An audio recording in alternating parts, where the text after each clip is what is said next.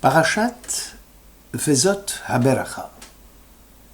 Moïse se dirigea des plaines de Moab vers le mont Nebo et monta au sommet du Pisga qui est en face de Jéricho, et l'Éternel lui fit contempler tout le pays, de Gilad jusqu'à Dan. Et l'Éternel lui dit: c'est là le pays que j'ai promis par serment à Abraham, à Isaac et à Jacob, en disant: je le donnerai à votre postérité, je te l'ai fait voir de tes yeux, mais tu n'y entreras point. C'est donc là que mourut Moïse, le serviteur de l'Éternel, dans le pays de Moab qui fait face à Beth-Péor. Mais nul n'a connu sa sépulture jusqu'à ce jour. Moïse était âgé de 120 ans lorsqu'il mourut. Son regard ne s'était point terni et sa vigueur n'était point épuisée. Deutéronome 34. La dernière section de la Torah parle de la disparition de Moïse, non sans avoir vu au préalable la Terre Sainte, la personnalité hors du commun qu'était le grand Moïse n'a cessé d'alimenter une riche littérature midrashique concernant sa vie et sa mort. La description de la mort du prophète de Dieu s'apparente, selon Rabbeinu Bechaye, à l'accomplissement d'un commandement positif mitzvat assez, puisqu'elle s'est produite sur ordre de Dieu al-pi Hachem. Abrabanel trouve dans cette expression al-pi Hachem l'idée d'une mort exceptionnelle, puisque réalisée à la suite du baiser divin. Le traité batraquin soulève le problème suivant. Quel est l'auteur de ces lignes du Deutéronome qui relate la mort de Moïse? Selon Rabbi Yehuda, Moïse ne peut en être l'auteur, mais c'est Josué qui a complété le livre de Devarim. Rabbi Shimon ne partage pas cet avis. Est-il possible d'imaginer qu'une seule lettre viendrait à manquer au Sefer Torah? Aussi, Moïse, écrit Rabbi Shimon, demeure l'auteur exclusif des dernières lignes du Pentateuque écrites sous la dictée de Dieu et mouillées par les larmes du prophète. Ibn Ezra soutient les propos de Rabbi Yehuda et affirme que toute la péricope concernant le terme de la vie du prophète, soit 12 versets, qui débutent par Moïse se dirigea vers les plaines de Moab jusqu'à la fin du livre, sont l'œuvre de Yehoshua, fils de Nun. Rabbeinu Bechaye et Or HaChaim rejettent la version d'Ibn Ezra en affirmant que Moïse, en tant que prophète, a bien écrit ses prédictions et des prédictions des événements futurs. Dès lors, parler de sa mort et l'écrire n'aurait rien d'exceptionnel. Baal HaAkeda compare lui la mort de Moïse à celle du prophète Eliaou. Moïse est mort d'une façon naturelle alors que Élie est monté au ciel lors d'une tempête. L'homme est composé d'un corps et d'une âme. La séparation lors du décès se produit de 3 façons. Disent nos sages, concernant les mécréants, assimilés aux épines, l'âme reste très attachée au corps, comme le feu qui se propage dans les ronces, une multitude d'anges malfaisants constituant un obstacle majeur à la séparation du corps et de l'âme. Deuxièmement, concernant les justes qui ont réussi à soumettre les forces du corps et de la matérialité à celles de l'âme et de la spiritualité, la séparation se fait aisément. Toutefois, l'âme ne s'étant pas complètement libérée du corps, aussi va-t-il falloir passer par le processus de désagrégation du corps, tel fut le cas d'Élie, qui lors de son ascension, ses vêtements, allusion directe à son corps, furent calcinés par le feu. Enfin, la disparition de Moïse fut sans conteste d'un autre ordre. Son corps et son âme furent séparés définitivement. Le corps revient à la terre et l'âme retourne auprès de Dieu dont elle émane. Le phénomène naturel d'effritement du corps ne pouvant avoir lieu, car immédiatement, à la suite de sa disparition, son corps se désagrégea en poussière et se confondit avec celle-ci. Moïse avait souhaité que personne n'assistât à ses funérailles parce que justement, il craignait de voir les gens empêcher l'union de son âme avec celle des tzadikim, les justes au pied du trône céleste. Chizkouni explique pourquoi nul ne connaît la sépulture de Moïse. Très certainement, dit-il, le prophète ne voulait pas qu'une créature en chair et en os soit ensevelie dans son périmètre et que ceux qui consultent les morts en vue de prédire l'avenir ne viennent perturber le repos du prophète de Dieu. Ralbag ajoute 3 autres raisons.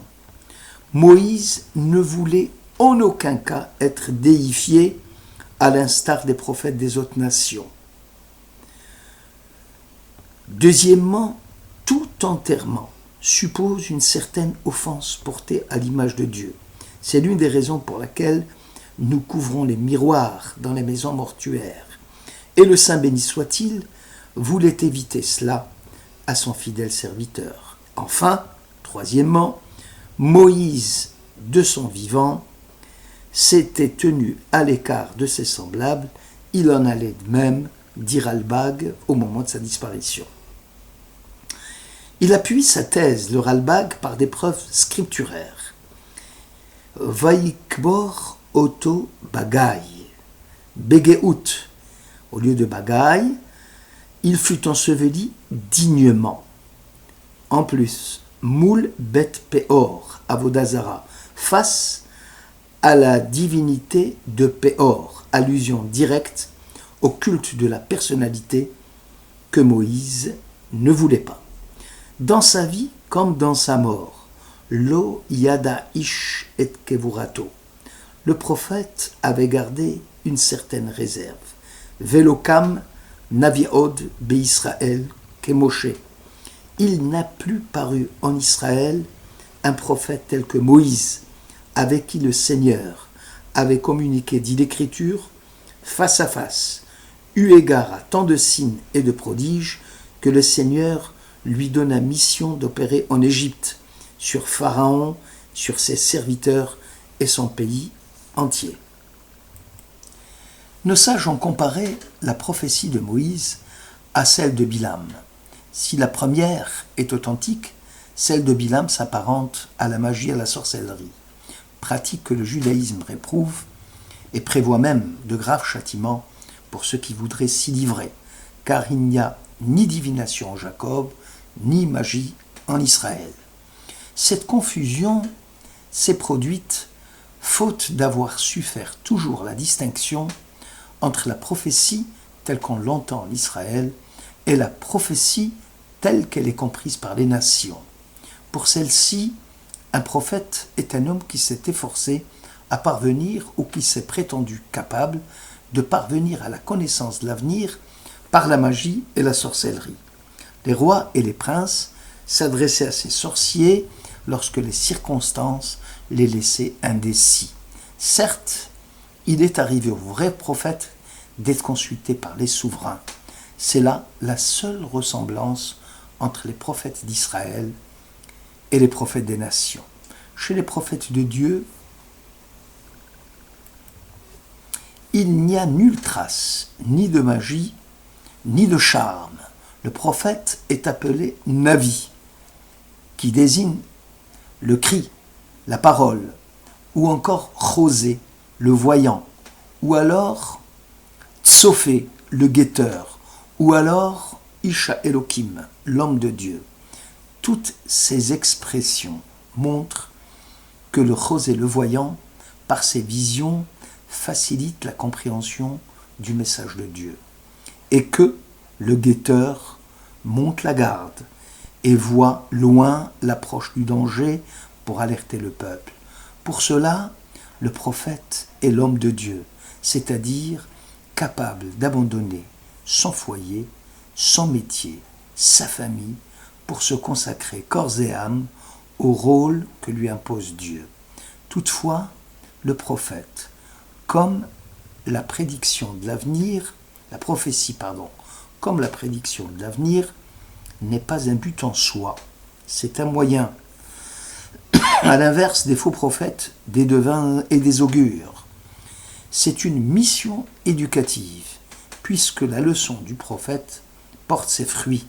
La prédiction ne se réalise pas lorsque Dieu a décidé, à la suite de la repentance des hommes, de sauver la ville. Le Seigneur avait communiqué avec Moïse face à face, panim el panim, alors qu'avec Israël, Dieu avait communiqué face à ce qu'ils pouvaient comprendre eux-mêmes, panim bepanim. Rambam précise dans le Guide des Égarés au chapitre 37 qu'Israël saisissait l'insaisissable par les moyens de son intelligence. Moïse, dans son expérience prophétique, saisissait Dieu avec une compréhension hors du commun. La perception du message divin par le clan d'Israël restait dans le domaine des 5 sens. Celle de Moïse était au-delà des sens et de la simple fonction de recevoir des impressions des objets extérieurs. Israël avait atteint le niveau prophétique de Moïse lors de la révélation du Sinaï. Et cela exclusivement pendant que Dieu énonçait les 2 paroles choisies parmi les 10 paroles. Le mystère de la révélation, étant donné qu'elle fait partie du domaine de l'ineffable, est quelque chose que les mots ne peuvent exprimer. Nos catégories ne sont pas applicables à ce qui est en deçà et au-delà de la matière et de l'esprit. Lorsque la Bible suggère que Dieu parle à Moïse, même si le son reste le même que dans la phrase « je parle à mon voisin », l'esprit est différent, car dans le premier cas, cela évoque une réponse intime, un mystère. Elle provoque notre sens du merveilleux et notre étonnement.